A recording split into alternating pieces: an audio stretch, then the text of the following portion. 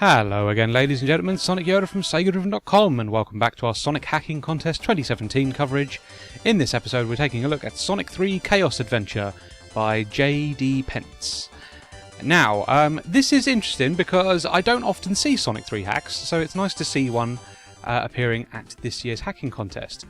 So, this one is basically a sequence of quality of life improvements, basically. There is some changes to the stage layout as well, but mainly the big focus on this one is just sort of tightening some of the abilities up and things like that. So the main change that you'll notice from the get-go is that there's a little icon in the top right corner, and basically when you activate abilities you sort of they're essentially shelved until you want to use them with the B button. So the way you use them is you jump into the air, press B, and then they get activated. So for instance, if you find sort of like the speed shoes, you can activate them whenever you want instead of having them activate the instant you hit the monitor. So that's a nice little idea. It basically means that you can play the game a little bit more strategically, and yeah, it's just an interesting idea. The stages themselves are very heavily based on Angel Island from Sonic 3. It's just they've sort of been cut up in a way that they're more sort of bite-sized, I guess. So each act is a little bit shorter, and the way you sort of navigate them is a little bit different. So you'll notice various sort of landmarks and things like that, but as the hack goes on, you'll notice that the actual stage design is quite different to Angel Island itself. But yeah, it's mainly the thing you'll mainly notice with this is just how power-ups work. It's a lot more strategic in the fact that you can shelve them and use them whenever you want. The only other difference really is ring monitors. They come in 5s and 10s. Don't know if that really adds anything particularly interesting other than just different ways of collecting rings, I guess. But yeah, it's okay. Stage design, I suppose, isn't the best. It's not the worst. I had a fair, I enjoyed my time with this. There was some frustrating bits and pieces, like so J.D. Pence, the developer, clearly enjoys putting springs in your running path, essentially. So you'll often find yourself running into springs and then being sent back the way you came, which can be a little bit frustrating. I think that sort of thing is there to aggravate more than actually add any sort of challenge to the actual game itself.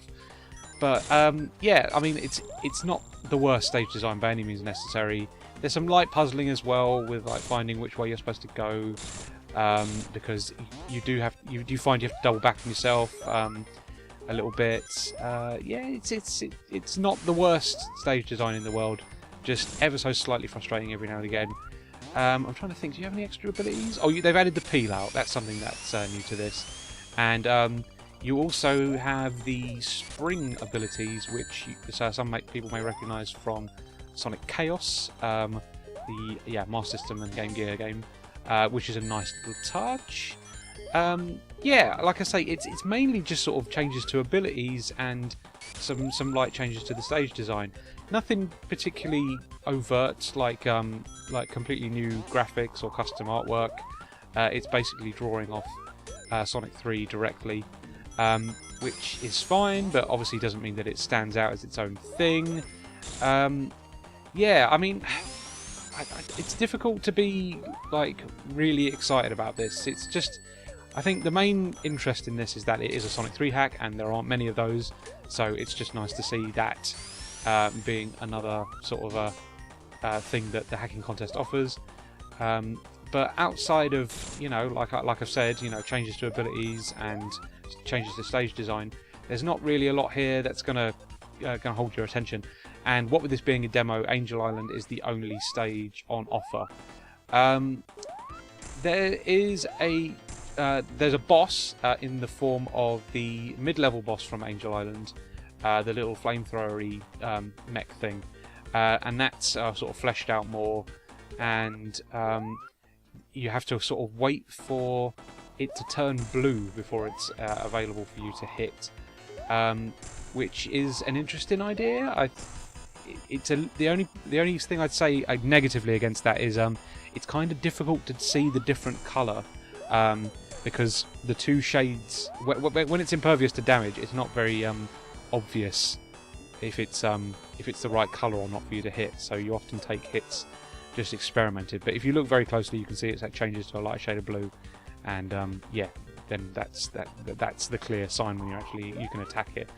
There was also quite a noticeable bug when the actual flying battery comes over and starts dropping bombs, and that I was sort of like running above the ground, and as it went past I got slowly further into the ground before it went away, which was a bit of a strange thing. I'm guessing we're still trying to iron out the bugs with Sonic 3 hacking, so yeah, interesting, but obviously not particularly nice on the eyes.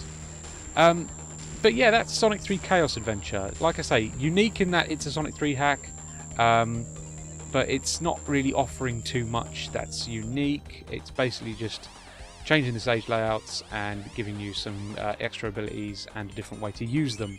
So yeah, interesting, but I don't know if it's something I'd really recommend highly.